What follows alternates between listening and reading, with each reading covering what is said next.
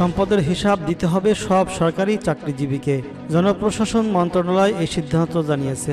রবিবার জনপ্রশাসন মন্ত্রণালয়ের এক সংবাদ বিজ্ঞপ্তিতে এই তথ্য জানানো হয়েছে। জানতে চাইলে জনপ্রশাসন মন্ত্রণালয়ের সিনিয়র মোহাম্মদ মুখলিসুর রহমান সমকালকে বলেছেন, সরকার সিদ্ধান্ত নিয়েছে সব সরকারি কর্মচারীদের সম্পদের হিসাব জমা দিতে হবে। এখন কি পদ্ধতিতে কিভাবে জমা দেবে সে বিষয়ে আমরা ফরম্যাট রেডি করে দেব। 5 বছর পর সরকারি চাকরির নিজ সম্পদ বিবরণী নিয়ন্ত্রণকারী কর্তৃপক্ষের কাছে জমা দেওয়ার কথা। তবে চাকরির সেই আচরণবিধি আদতে মানছেন না তেমন কেউই। সম্পদের হিসাব দিতে সরকারি চাকরিজীবীর তেমন হেলদোল নেই। তাদের নিয়ন্ত্রণকারী মন্ত্রণালয়, বিভাগ, দপ্তর, সংস্থারও হিসাব নেওয়ার ব্যাপারে নেই গরজ। দুই পক্ষের অনীহায় হিসাব দেওয়ার বিষয়টি অনেকটাই কাগজে নিয়ম হয়ে দাঁড়িয়েছে। ক্যাডার নিয়ন্ত্রণকারী বিভিন্ন মন্ত্রণালয় বিভাগের মধ্যে বিভিন্নভাবে একটি তাদের অধীন কর্মকর্তাদের দায়সারা হিসাব নেয় বটে, কিন্তু সেগুলো খতিয়ে দেখা হয় না, কারণ অস্বাভাবিক সম্পদ বেড়ে গেলেও ব্যবস্থা নেওয়ার নজির নেই।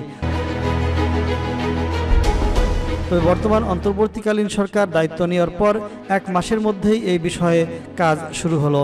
সদ্য সাবেক সরকারের মন্ত্রী, এমপি, সাবেক পুলিশ প্রধান বেনজির আহমেদ ও এনবিআর থেকে বদলি হওয়া কর্মকর্তা মতিউর রহমানের বিরুদ্ধে দুর্নীতির অভিযোগ ওঠার পর থেকে সরকারি কর্মচারীর সম্পদের হিসাবের বিষয়টি ফের সামনে এসেছে।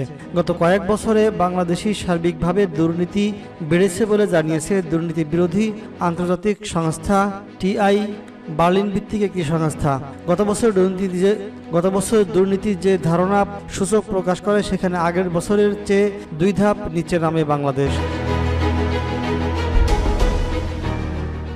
সূচক অনুযায়ী বিশ্বের সবচেয়ে দুর্নীতিগ্রস্ত দেশের তালিকায় বাংলাদেশের অবস্থান এখন 10ম।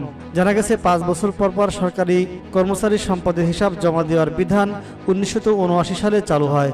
দেশে বর্তমানে প্রায় 15 লাখ সরকারি কর্মচারী আছেন। চাকরিজীবী জবাবদিহি নিশ্চিত করতে আচরণ বিধিমালা এ নিয়ম যুক্ত করা হয়। তবে 4 দশকেরও বেশি সময় ধরে এ নিয়ম পুরোপুরি কার্যকর করা হয়নি। অতীতে দেখা গেছে বিভিন্নভাবে কয়েকটি মন্ত্রণালয় তাদের অধীন কর্মচারীর কাছে সম্পদ বিবরণীর চেয়েও তেমন সাড়া পাননি। জনপ্রশাসন বিশেষজ্ঞ ও সাবেক অতিরিক্ত সচিব মোহাম্মদ ফিরোজ মিয়া সমকালকে বলেছেন, নিয়ম অনুসারে প্রতি 5 বছর পর ডিসেম্বরে সরকারি কর্মচারী তাদের সম্পদের হিসাব জমা দেবেন। আগে তা প্রতি বছর দেওয়ার নিয়ম ছিল, এখন 5 বছরে অনেক তা দিতে চান না। তিনি বলেন, স্বচ্ছ ও দুর্নীতিমুক্ত জনপ্রশাসন গড়ে তোলার স্বার্থে এই আচরণবিধি কঠোর ও কঠিনভাবে সরকারের প্রয়োগ করা উচিত।